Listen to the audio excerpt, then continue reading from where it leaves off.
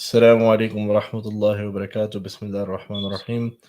السلام عليكم ورحمة الله وبركاته. Sheikh Anis, how are you today? Wa alaikum salam wa rahmatullahi wa barakatuh. Alhamdulillah, doing good. Alhamdulillah, that's good. Generally, I have a habit, I've always been solo podcasting or online or something. So first you say salam to the crowd or the audience, and then you say salam to your guest. But alhamdulillah, so this week we're not going to go through his biography. I think we did enough of that last week. We got some what's it called? Some comments that we might have went into too much detail about what kind of cars they sell in Malaysia and stuff like that. But alhamdulillah. So tonight what we're going to talk about is a very important topic. It's about prom and Muslim friends. There's actually a brother who shared a question which was being shared around in the local community. It's a Muslim community group, and the parents, they were very concerned because a lot of Muslim kids now, they go to prom. So the parents are like, hey, should we send our kids to prom? Other Muslim kids are going there. Their friends are going there. Should it be okay? Will it be okay? And so, mashallah, we have Sheikh Anis with us here again tonight. And we're going to talk about this. We're going to talk about prom. We're going to talk about having Muslim friends. Last year we had at the masjid, we had a Halloween gathering. Not a Halloween gathering, sorry. We had an alternative gathering to provide children with something to do at Halloween time. So, our kids aren't going out trick-or-treating and stuff like that. We had a quiz night. We had Islamic quiz. We had a reminder by the sheikh. And, we had food and stuff like that. We had everything. We provided everything at the masjid in a very halal, family-friendly environment. So, I wanted to talk with the sheikh tonight about, prom. Should we send our kids? Should we not send our kids? What should we do? And one of the answers which he gave was like, hey, we shouldn't get into that situation from the get-go. That was one of the things which he said. But we're gonna let him start off with what he thinks about prom, and how should we handle this situation? I know it's a big question, but you can start off from a certain aspect and I'll comment along. Okay. Bismillah, alhamdulillah, salatu wassalamu ala rasulillah. So, where would you like me to start? Okay, so the question is, should we send our kids to prom or not? It's a basic question. You can give the basic answer if you want. Yeah, short answer is no. Short answer is no. We shouldn't be sending our kids to prom. There's all the obvious reasons. Yeah. Prom is like, I don't know, what you see on TV is not very far off from what prom is actually like. Okay. Right? So glorified kids nightclub type atmosphere. Okay. I'm sure there's still like that awkwardness because a lot of them are kids. Yeah. But kids these days, they're exposed to a lot more. They see a lot more. They know a lot more. So it's not new to them. Yeah, I right? Guess these kids in high school, they're already partying. When I was in high school, kids were already having like house parties and stuff, and doing whatever. So all that's there. It's like I said, it's like a nightclub atmosphere. You have loud music. You have, girls that are not dressed appropriately. I'm pretty sure as every year goes by, prom dresses are less and less modest. I'm assuming that if they were ever modest. Yeah, I mean, I don't know. Maybe they were once upon a time. Maybe some people still are, and like there's people who will be okay with their kids going to prom, even like if their son is like a hafiz with a beard, or like their daughter wears hijab or anything like that. They'll be okay with them going. They'll be like, oh, they're just going to hang out with their friends. We trust them. But it's not even about that. Even if you trust your child not to do anything, bad or dumb, it's just not a good environment for them to be in. Like and this is kind of what we were talking about. It shouldn't get to that point to where you have to think about, should I send my kids or not? Is it, should we succumb to the peer pressure? Should we let them go and hang out with their friends? Should we like maybe just go and chaperone and keep an eye on everything? But it's like, even if you go and chaperone, what are you going to see there? You're going to see a bunch of like hormonal boys and girls like grinding up on each other, and like these and like they even glorified the sexual aspect of prom in TV and movies. Back in the day, there was that show, what was it, 90210? 90210, yeah. I never watched it, but like everybody knew that like the prom episode was like that coming of age type episode. Okay. And I think it was same in like Saved by the Bell. I don't remember, but like these shows, they they kind of glorify these things like, oh, I'm gonna go to prom, I'm going to go with my boyfriend or girlfriend, my lover, the love of my life. I'm possibly going to lose my virginity that night. Stuff like that is, you don't, you know what? Of course, we're not expecting, especially if we have a good relationship with our child, like an open relationship, and we can talk to them and have them understand that, okay, this is how it is, and these are the things you have to stay away from. Why would you want them in that environment? You know, I think from when we were kids, we're about the same age. Yeah. You know, when you had Saved by the Bell and 902, and I never saw 90210 ever. Me neither. But like at that time, the idea of the shows was like, hey, where, you know, prom was the night you lose your virginity. That was basically what was being advocated. That was being, and this is even from like, I guess coming up from the 60s, 70s, 80s. This is what was being advocated. And then what's it called? And then obviously, I feel like more like towards the turn of the century, 2000 comes around. Now they're like, okay, kids who are 13 and 14. Like I was seeing this thing the other day where they were like, HPV vaccine for girls who are 12, and HPV is for like people who have like STDs or something like that. HPV is human papilloma virus or something. It's like a sexually transmitted infection. So they're like girls who are age of 12, if they, you know, they should start getting it. And so somebody was like why? Like why the age of 12? So basically the standard, I guess, if you want to call it, if there is a standard, it started falling to the point where it's like now it's not like, you know, even that. Yeah, they would only mention something like that because they're assuming that girls at that age are starting to become sexually active. And this is very concerning for Muslim parents. Yeah. It should be concerning for any parent, but Muslim parents, we want to, you know, keep our children away from these things. And I mentioned like we should try to avoid the situation altogether because we have to, and it's kind of like you mentioned the Halloween program, Halal program. You know, mashallah, the gym was packed. I think, you know, it like was between 150 to 200 kids or something like that. It was, sorry, keep saying the microphone. It was packed, and we had you know, the full house, lots of kids.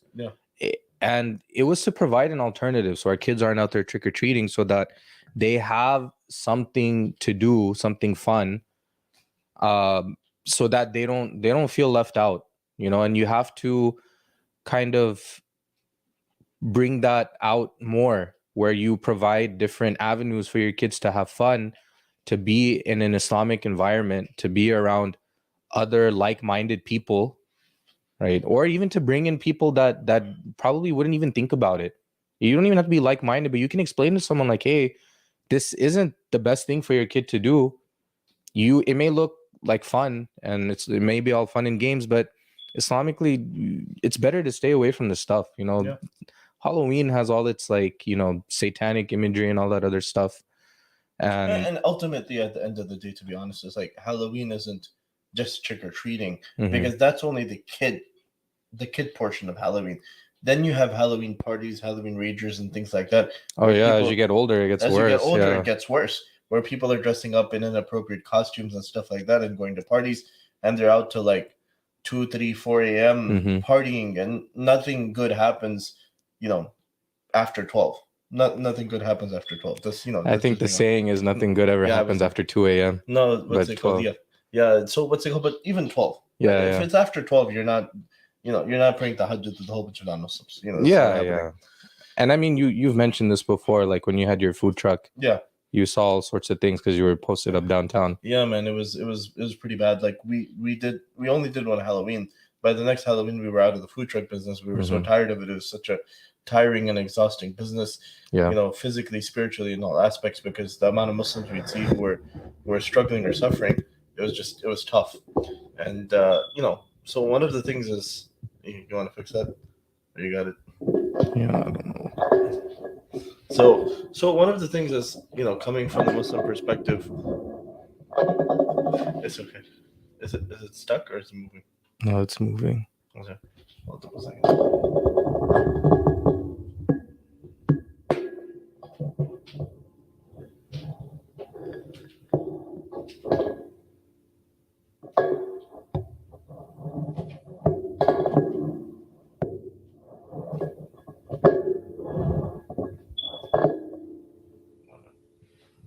Did you mute my mic? I was trying to.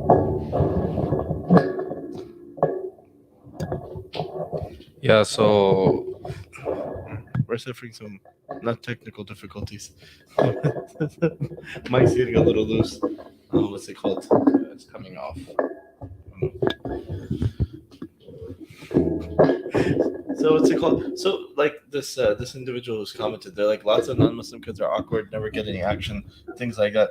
So I mean, yeah, that's. You want me to unplug your mic while you fix it? Can I just keep it like this? No. I won't be able to hear you. You know what? Let's do this.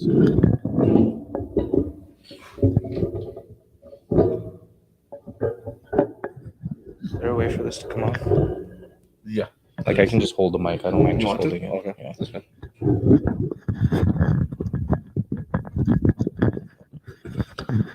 What's this one?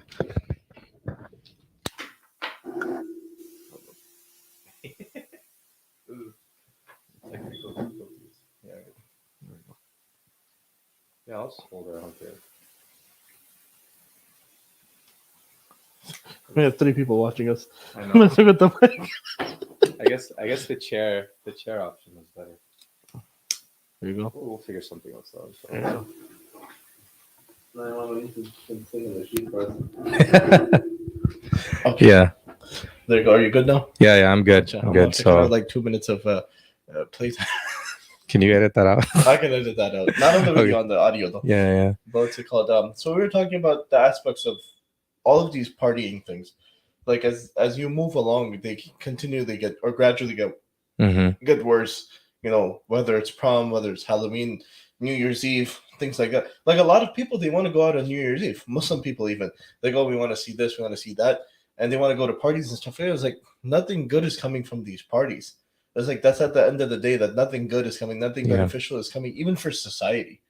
Yeah, and you bringing up as you get older, the Yeah. parties get worse and worse. Yeah. If as kids they're going out trick-or-treating and celebrating Halloween, something in their head is going to tell them that this is okay. So as they get older and the parties get worse and it gets more un-Islamic and more vulgar, Yeah. in their head they're going to think like, oh, Halloween's okay, there's nothing wrong with it. Yeah. So if from the beginning they understand that I can't do this, I'm not supposed to do this, Yeah. then it's better, because then as they get older and then they see all the evils and vulgarities that you see with Halloween, they're going to realize that's not okay. And then you can't like blur these lines. You have to kind of be straight about this. So with prom, the reason we were mentioning that is that from the beginning, the child has to understand. And I brought up the program we had at the masjid, because what I said was that you have to provide these alternatives for your children. So you have to do this from the get-go. You can't just not do anything for your kids, expect them to live in American society, and what's the right word? Like to just kind of assimilate but not assimilate. Yeah. I think that's always been a bit of a problem with a lot of people who are a little bit, I don't want to call anybody out or anything, but a little bit more open-minded. They're like, we'll tell our kids that this is where you draw the line, but we're not going to draw it for them. We're just going to sort of hint at it, and they can figure it out themselves. And I think that tends to be problematic, because the kids are like, okay, well, the rest of the kids around me are doing this, and my parents aren't saying no, so where do I draw the line? Yeah. But also, you have to you can't just say no, you can't do this, and then just expect them to sit at home and like twiddle their thumbs. Like you have to show them that you can still have fun, you can still enjoy yourself, you can still be what you're supposed to be as a Muslim, and it's not all just this is haram, that is haram. That's what kind of pushes kids away from wanting to practice their religion, because all they see growing up, especially immigrant households, is like, don't ask, this is just how it is, this is haram, you can't do this, you can't do that. And I've always said this, it's easy to say that when you're living in a Muslim country, because then it's like everybody else or majority of the people are not doing it. Or they'll know that these are the Islamic guidelines and values that everybody else is supposed to be practicing. Maybe not everybody's doing it, but at least it's the majority concept instead of the opposite. 99% of the people are going out and celebrating and doing all these things, and the 1% is just like, no, you can't do it. You have to, Stay home. be a good Muslim. Stay stay home, read Quran, pray. Yeah, read Quran, go to the masjid. Well, I mean, but the other problem obviously is a majority of the people. I'm not saying that this is the alternative, because it isn't. You can't be like, hey, don't go to a party. Let's go to the masjid for salah. That's not. That's generally speaking. That's usually not what's happening. Sometimes it does happen. I mean, usually in the households where the parents take their kids for salah, hopefully those kids have an idea by that point in time where their parents should be very like upfront that, hey, look, this isn't okay. A lot of times the parents aren't saying that, they should, honestly speaking, but they should be like, hey, look, this isn't okay, this isn't like an alternative, this is our father, we have to do this, we have to pray. And praying at the masjid is, we're doing this to please Allah subhanahu wa ta'ala, whatever the case is. But it can't be, you can't use it as an alternative. You have to explain to them that, hey, this is wrong, we can't do this, we can't go to prom, this is the reason why we can't go to prom. Morally speaking, from a societal standpoint, why is this so bad? And religiously speaking, why is this so bad? You have to lay out those rules. You can't just be like hoping that the kids understand them. And I think that's what one of the problems growing up for a lot of us was. Maybe we understood, we came from pretty strict religious households, but for a lot of people who didn't come from those strict religious households, it was sort of insinuated. And when you insinuate something that big, it has to be told to you, I guess. Yeah, you have to be clear in drawing the lines and where you're drawing them and how you're drawing them. But the one thing I want to emphasize that I do, and I'm sure you'll remember this, is that we have to let our children understand that Muslims are different. Yeah.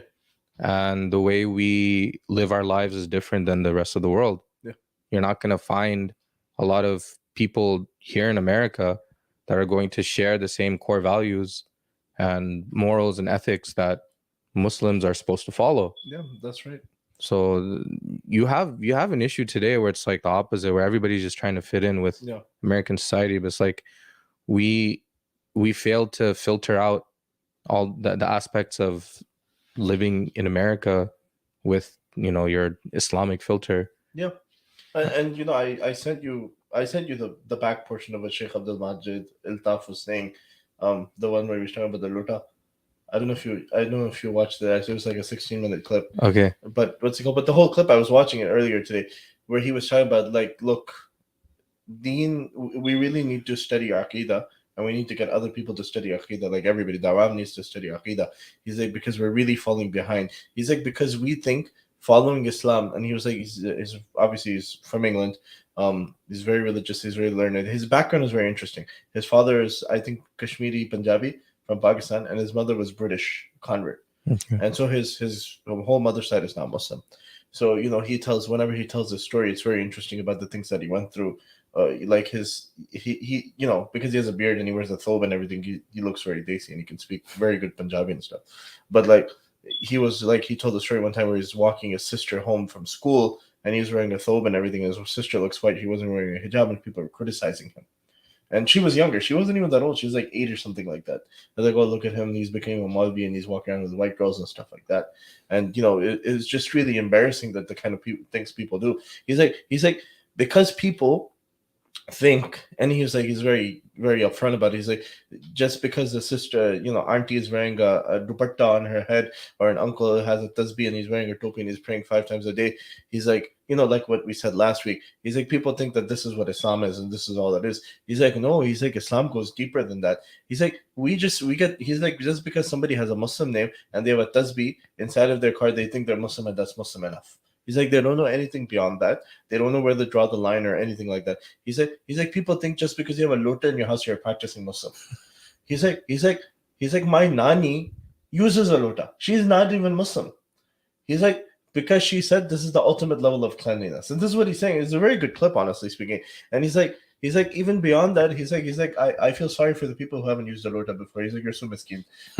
So he's like, people think these symbolisms, such as having a tasbih in your car, having a lota in your house, is gonna save you from the societal harms. He's like, that's not how it is. You have to learn the deen to protect yourself or build that wall from the societal harms. Yeah, so you have to impart that in the children as well. You Yeah, can't just, like I said, this whole approach of just saying don't do this, don't do that, this is haram, you're not allowed to do this. Telling it's kind of like with marriage, you know, like yeah, if you tell boys and girls like you're not allowed to talk to the opposite gender your entire life, and then suddenly you hit 18, 21, 23, 25, it's like, okay, go talk to this girl, go marry her, go live with her. You you're being told that you're not allowed to, you know, approach them or anything like that yeah, your whole life, and then now all of a sudden you're expected to, you know, have this person of the opposite gender be the one person that you interact with yeah, uh, majority of your time. yeah, So it's stuff like that. Like the balance is just isn't there. Like if people are doing these ritualistic acts, like having a tasbih, praying, wearing dupatta, whatever, wearing hijab, but they're they're lacking in like true understanding, yeah, and they're lacking in, you know, good character and good morals and values, then you're just doing movements. You have the discipline to do those movements yeah, and those actions, but they're kind of empty, you know. Like you have to, and of course the people that do pray 5 times a day and do tasbih and wear hijab and have a lota in their house, you know, we of course we hope that Allah subhanahu wa ta'ala accepts yeah. all Don't their stop ibadat, you doing know. it, but improve on that aspect that you're talking Yeah, about. that's just one side of what it means to be a Muslim, but then you have to go into all the other sides and aspects. So with kids, like I said for my talk on Halloween, I I said that, you know, we have to be aware. Our children have to be aware that we're different, Yeah, and they have to be okay with it. They have to accept it, and the only way for them to accept it more easily is to, number one, surround them with more Muslims. And I guess yeah. this kind of goes This is the into second part. Muslim friends. Muslim friends, right?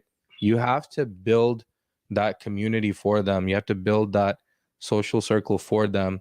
You can't just be like, oh, you're different, but then all your friends are non-Muslim and Yeah, they're still doing the things that they're doing, right? Like how many Muslim kids growing up wonder, they think about this very, very hard. I wonder what pepperoni tastes like. I wonder what yeah, bacon tastes like, yeah, right?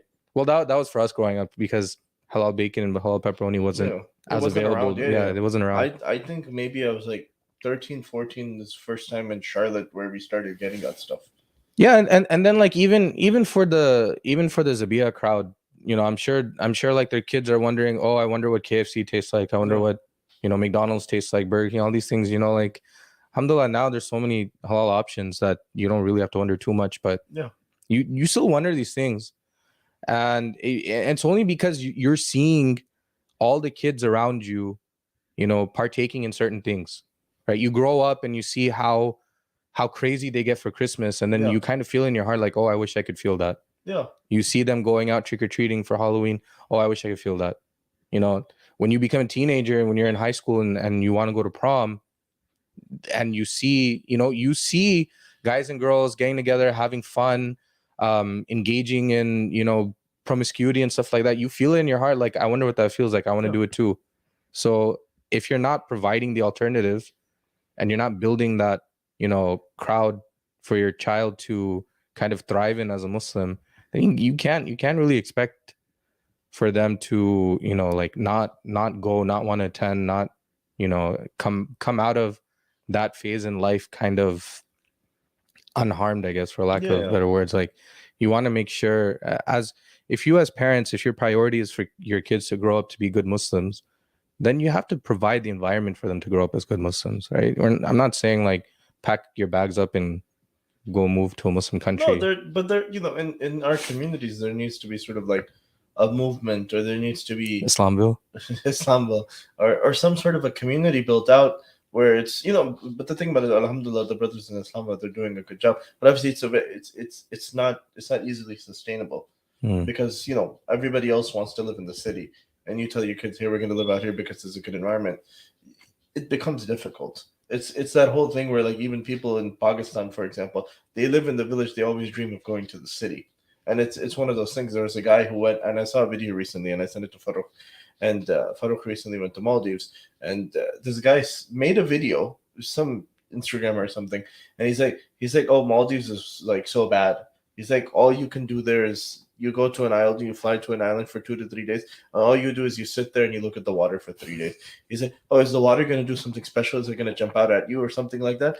And I sent it to Farooq, and Farooq's like, bro, he's like, you go there to relax, to cut out from everything, to, get away from the whole world. He's Yeah. like, and this guy's saying, I get enjoyment from being in the city. I don't get it. He's like, that's sort of like his whole thing is he's not understanding the reason somebody's going to the Maldives is to disconnect from everything. Yeah, He's you like, want to get away. you want to get away. He's like, he's not understanding that whole aspect. So the thing about it is people they try to if they're trying to go away, like for example, what we're saying is like, hey, you can't just keep your kids stuck at home. Be like, okay, we're just gonna sit at home. We're just gonna watch cartoons. We're gonna do this and that, but we're not gonna go to the prom. We're not gonna go to for trick or treating or anything like. And there's a lot of situations where kids come from extremely conservative households, not just Muslim. You look at like Mormon, you look at Catholic things in the United States, and what happens is the first chance they get, for example, through high school, they go to like a religious school, and then or they go to like homeschooling or something. For university, up until now, you had to go to university, and all of a sudden they're at university, and like, whoa, They go wild. they go wild. And I don't want the Mormon community to come after Yeah. me, but I hear this a lot about Mormons. Yeah. They go wild. Yeah. They even so I don't know what rating your podcast has. Is it PG? Is it PG-13? I mean, usually it's college age and above, I guess. So for Mormons, and this is kind of weird. So they're not allowed to have sex, right? So Before marriage. Yeah. So Neither are we. If it was after marriage, that'd be weird too. Yeah, I know, but like. So when I say they're not allowed to have sex, so they're not allowed to have sex before marriage. Yeah. Their concept of sex is that there's penetration, but then there's like movement. Yeah. So they actually try to figure ways around it. Okay. And this is the kind of stuff, like I said, they go to college and then they just go wild. Okay. It happens to Catholics, it happens to Mormons, it happens to Muslims. Yeah. So, and they do those studies where they're like the numbers are like alarming, like the amount of young Muslims who are like sexually active and stuff like that. It's You've seen those infographics, right? It's really honestly, I think I gave it to my hair about that once. I mean, it's pretty alarming when you see that it's like over half of Muslims, college students. They'll engage in either some form of like promiscuity, some form of consumption of alcohol or drugs and stuff like that. Well, I mean, the consumption of alcohol and drugs, I think, is much more prevalent than what people think. Unfortunately, it's being totally honest. But it all goes hand in hand. Like even the promiscuity part, like if you're getting into that environment to where like you want to hang out with the opposite gender, you want to go and party, you want to go do this and that, like even just today, one of the chapters in the Islamic studies textbook that they teach at the Islamic school talks about alcohol, and it talks about how the Prophet ﷺ said that alcohol is the mother of all sins. Yeah. And the reason why is because it leads to all these other sins. So that, I mean, it does go together at some point. Yeah, you can have like isolated cases where one person may not care about, mixing it up with the opposite gender, but they'll be into drinking and partying and drugs and whatever. And then you'll have the other way around where maybe somebody's never smoked or drank before, but they can't stay away from the opposite gender or something. So that does happen as well. But the thing is, like these kids, like I said, they grow up seeing one thing. Yeah. Like you grow up, you go to high school, the kids are partying, they're having parties on the weekends, that even to school to some extent, like for prom, they spike the punch. Yeah. Right? Like that's the thing. That's not just something you see on TV. No, that actually happens. They actually do it. Or if they're not spiking the punch, they're bringing it themselves. They'll put it in one of these bottles and they'll make it look like it's their Gatorade or their drink or something, right? You just opened this. This isn't spiked. Yeah, it's not spiked, but they're actually doing it, And then of course, like so with prom, you have like also alcohol involved. Maybe Yeah. they're getting high before or after as well. Like, Yeah. all these things happen. So end of the day, it's just what environment are you putting your child in? What alternative environment are are you as the parent providing? Yeah. Because like you say, you can't just be like, okay, we're gonna sit at home, we're gonna watch cartoons, we're gonna do this. Make it something fun, like gather around This all is the. why we've been trying to work in the Charlotte community to start like a sports league or something for Muslims. And one of the things which I was talking with Coach Asad about was he wants to build a Muslim sports league, and the reason is, after, before games happen in, like, most normal leagues, most of the time they're run by churches, Mhm. and before the games start they have a prayer, and they'll try to be very neutral if they have a Muslim on the team, but it's still a Christian prayer. Yeah. He's like, we need to have leagues where we have, dua before we start the game. We need to have, dhikr and stuff like that. And he's like, I've seen it on my Muslim teams. People want their non-Muslim kids to play because they see we have principle. So this is why, like, all the cities need to look into starting Muslim sports leagues, Mhm. separate leagues for boys, separate leagues for girls, so they don't miss out. They're not like, oh, okay, well, how come we can't? No, we have a sports league for sisters. My Yeah. cousins in Canada and Toronto, they used to, for years, they played in the sisters soccer league. My cousin in Michigan at their masjid, she runs the sisters hockey league. Mhm. They have a sisters hockey league for like grown adult sisters, not like teenagers or high schoolers or anything like that. Oh, that's For pretty adult cool. sisters, they've been playing for, like, I think, like 10, 12 years now. They have indoor hockey. They have a night for the sisters. They have a night for the brothers and stuff like that. And they take it seriously. Like, Mhm. they're like all padded up and everything, and they're hurting each other and stuff like that. No, I mean that's really cool that they have that, So it is important for Muslim communities to build that. So I was saying that, like, for prom, if you want an alternative, plan it out. Yeah. Don't just, especially don't be like, okay, you're not gonna go to prom. Instead, let's go pray at the masjid. Yeah. How is a teenager supposed to take that? If Yeah. anything, it's gonna build resentment in them for the masjid, and you don't want that, Yeah. right? If you're just going to take them to pray at the masjid and that's it, and then you come home and khalas, that's it, go to bed. Yeah. Like, what alternative is that? That's not an alternative. Parents are probably thinking like, oh, if I take them to go pray, maybe Allah will put something in their heart and take it out. But it's like, you want to rely upon Allah, but that's only after you've done your part. What After part you've did done you your do? part, yes. You transported them to the masjid. Okay, mashallah, may Allah reward you. But what about all the other aspects? Hanging out, having fun, being with their friends. Yeah. So take them to the masjid, but then why don't you call up some of the other families? Why don't you Yeah. call up other people? Like that's also one thing, like, parents don't get involved enough at schools either. They tend to just be like, okay, I'm sending my kids, even Islamic schools. Yeah. Parents' involvement is not as, as high as it should be. They're not as involved as they should be. Where it's like, help, ask the teachers, especially Islamic schools, they need as much support as they can get, everywhere. Yeah.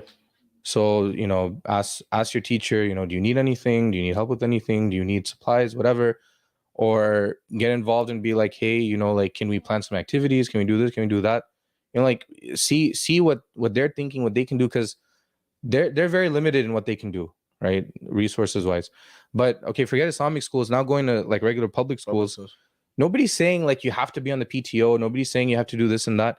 But it's like, at least know that if like I said, these are for people who are genuinely concerned about their children's Islam. Yeah. Right. If you're genuinely concerned, you need to know that, okay, who are the other Muslims in the area that send their kids to the school, so that, who are the other parents that have kids with kids my kids' age, or in the same grade, that attend the school, so that, if you do happen to have the same concerns and be like, okay, because there are some parents, they don't care.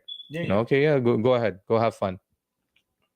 But if there are other parents, you get together, and if you want to take them to the masjid, have something planned at the masjid. Like, okay, we're gonna go to the masjid, but then, all your friends are gonna be there too, and you guys can go. You can go play basketball. You can, we set something up. In the hall, we set something up here, or be like, we're going to um rent out a movie theater or something, or we're going to rent out I Bro, don't you know, can Chuck E. you Cheese or can something, you you can know. you can rent out a bowling alley. Yeah. You can rent out what's it called, paintballing. You can rent out what's it called, airsoft. You can rent out Chuck E. Cheese. You can But honestly it has to be at night, right? Because prom's at night. no. Just talking about Well, you're not alternatives going to to take them prom. because it's Chuck E. Cheese and prom night. It doesn't make a difference. But I'm just saying in general, you can do nighttime. What's it called? Paintball. You can do so many things. It's Yeah. not. Honestly, it's not limited. It's just how much we limit ourselves. You can freaking rent out a whole David Buster's if you want. Yeah, and like I said, if you were to get, if you're in, I don't know, like a medium-sized community, right? Yeah. If it's a small community, you are still limited, but you Yeah. can still get together, right? I'm sure you can find, like 10 families Yeah. that have high school age kids and be like, hey, prom's a concern. Let's figure something out to do for our kids. All too many times parents are either too busy working or they're Yeah. tired from the day or whatever. But and end of the day, this is one of the responsibilities of being a parent. You can't just think that I'm working, I'm providing the finances, or I'm providing the food and the clothes, and The or transport to the I'm masjid. cooking, I'm cleaning, all this other stuff for, yeah, I'm providing transportation to the masjid. Yeah, you have to go a little above and You beyond. have to see the social circle of your kids. You have to see the social surroundings of your kids and stuff like that. Because if you don't, what's going to happen 5 to 10 years from now Yeah. is probably an outcome you don't want. Yeah, exactly. And you, like I said, it comes from some of that ideology from, living back home, wherever it is, that, oh, I don't have to worry about who my kids are hanging out with. Like, oh, they're hanging out with the neighborhood kids. We know everybody in the neighborhood. You come to America, you do have to be concerned. Where's your kid? Who are they hanging out with? What are they doing? You don't have to micromanage everything. You don't have to keep them trapped in a cage either. You can still let them out, even if they have non-Muslim friends. You can still let them go hang out with non-Muslim friends. Like you said, if you rent out like a whole Chuck E. Cheese or Dave and Buster's or whatever, tell their friends to come by. Yeah. Like, okay, if their friends do go to prom, just be like, hey, we're doing this here, because then you can kind of turn it into like a form of dawah. Like, Well, hey, it's like Ayman. Ayman became Muslim when he was like 13. yeah, And I'm using his name. And, inshallah he'll be okay with it. But he became Muslim when he was 13. It was because he was surrounded by Muslim people. mm-hmm. And all of his friends were Pakistani Muslims. And it was they were good people. So they made a difference in Yeah. his life. So, I mean, if you can be a person who makes a difference in somebody. They might not become Muslim, but they can at least have a good, wholesome, surrounding. Like, think of it from a dawah aspect. If high school kids that are non-Muslim are exposed to, the Muslim kid, he can be the coolest kid in school. Yeah. But if it's like always that he can't do this, he can't do that, he's stuck at home doing this, all he's doing is studying and whatnot, whatever, and there's no, it just looks like there's no fun in his life. Yeah. Right. Then they're gonna think like Islam is just really hard and it's boring. Stay it's lame. home. Yeah, they're gonna assume that. So a good way to, you can turn it into a dawah opportunity. Yeah. And the kids can come and see that, oh, hey, look, they are having fun, they're doing something pretty cool, their parents went out of their way to do this for them. So Yeah. that and these are the types of things that they'll respect. Yeah. Like, if a lot of times, so for myself in particular, people would ask me things about Islam that I couldn't do. Yeah. If I wasn't allowed to do this, they would ask like, oh, why is that? And if I could explain it to them, they would respect it that much more. Absolutely. And this is a small victory, or something that I kind of take pride in. I was able to not convince, but I was able to get a vegan to respect the fact that I eat meat, right? Because they're like, vegans, the ones that are like morally opposed to eating meat, Yeah. they're very vocal about it. Right. They're like vegan justice warriors. So and they'll be all up in your face about it too. But we were, we had a friendly relationship. So I just kind of explained that, hey, look, as Muslims, we believe that this is the bounty given to us from God. Yeah. These animals are rightfully for us as human beings to eat from, right? Trying to convert vegans out there. Yeah, it's not about conversion or anything. It's just I'm like, hey, look, the way we see it is that we're not just going out just eating meat just for the heck of it, just because we just like to bite into cows or something. It's just Allah subhanahu wa ta'ala provided them for us. Yeah. He made it halal for us to eat. Yeah. It's not like and they respect that, like we can only eat certain types of meat. There's and then the whole aspect of dhabh, the slaughtering and everything. Yeah. All of that they tend to respect, because if you can explain it to them and they'll understand it, then it's like, okay, look, that actually has some morality behind it, and they'll see it, and then they're like, okay. And then of course, if you explain to them like, oh, we don't drink or smoke because of this, we don't engage in premarital sexual relations because of this, they'll respect it. And they'll be like, wow, that's crazy that you do that, but that's good. So they'll see and they'll respect it. So for them to be able to also see that, hey, because they're not allowed to do these things, their families or their parents or even within their religion, like they're still allowed to go and enjoy themselves, that could go a long way as well. But if it's like the next day, it's kind of like whether it's Halloween or Christmas or whatever, or prom, the next day you got to go back to school. Yeah. You got to face all your friends. Yeah. They're going to ask you, hey, what did you do? They're going to be like, oh, we all went trick-or-treating. You weren't there. What were you doing? What did you do? If the guy's like, or the kid's like, well, we just turned off all the lights and sat in our house in the dark, right? Because Muslim families will do that, right? They'll turn off the lights, man. they'll turn off the lights so that nobody will come, trick-or-treating at their house. Or Christmas, they'll be like, oh, I got this present, I got that present. What did you get? I didn't get anything. No, we get stuff. We go on the next day and buy everything on sale. Yeah, but it's like Stuff for Christmas. It's like, oh, you're not even a Christmas tree. Well, I mean, I don't want to talk about that. Muslims have Christmas trees these days, but but what did they get? Or holiday trees? Sorry, holiday tree. But so the question is, what did you get? Yeah, be like, I didn't get anything. Yeah. And prom, hey, they'll talk about their experience at prom and how much fun they had and what they did. We went here. Brought. Yeah, we went here. We had dinner. We went to the prom. We did this and that. We hung out after all this other stuff, and then you kind of feel like a loser just sitting there like, oh, I didn't do anything. My dad took me to the masjid.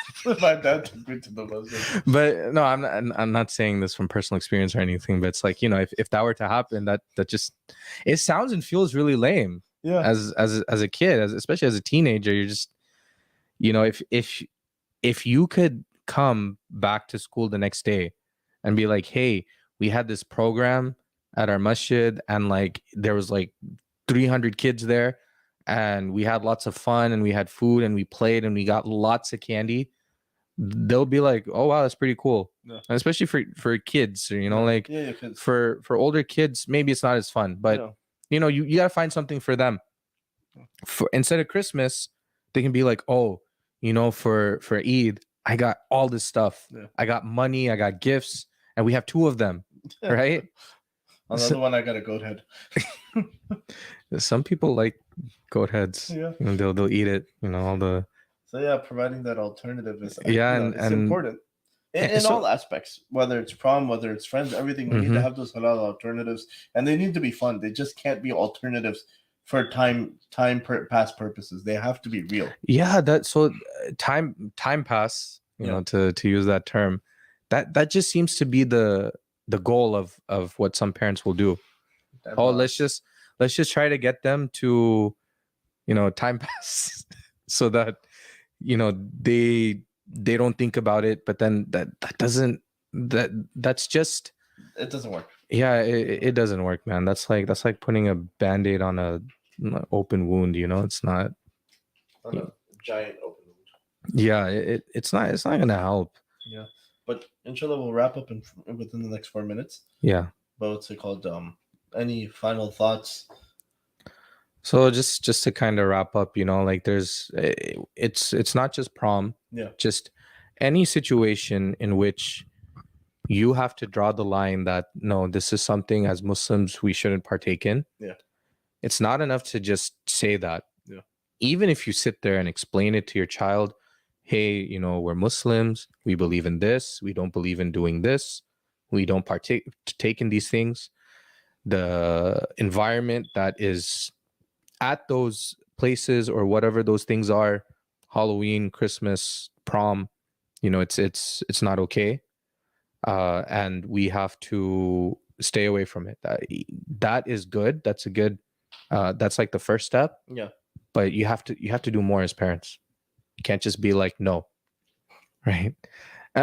Unless your kid has grown up around Muslims their whole life. Yeah. Attended Islamic school their whole life. And they understand the negative side effects of what's happening and why they aren't allowed. Yeah. But it's easier to just be like, no, beta, that's not okay. Yeah. But if their whole life is just all they know is Muslim friends and Islamic school, yeah, you can kind of get away with that. Okay. Right. And maybe once they go to college, it'll be like that whole Mormon Christian Muslim thing where they just go wild. But you know, you can kind of get away with it, but you shouldn't. Yeah. You should still explain it to them. Yeah. You should still provide an alternative. Yeah. Because nowadays you're gonna see it on TV. Yeah. You're gonna see it on TikTok, on Instagram, wherever. You're gonna see all sorts of things. Kids are much more exposed to everything, right? You mentioned girls are being asked to get, you know, HPV vaccines at age 12. Yeah, 12. So it's ridiculous, and it's like my wife is like terrified. Your wife probably is too, but like, you know, my wife is terrified. She's like, everything is sexualized. Yeah. And when we go to buy clothes, like, right, where my daughter is still young, she's not even 2 yet, right? We're buying shorts. So we bought my daughter like 5T shorts or something like that, right? And we washed them 2 times and they became like this big. And Mom's like, we're not putting these on anymore.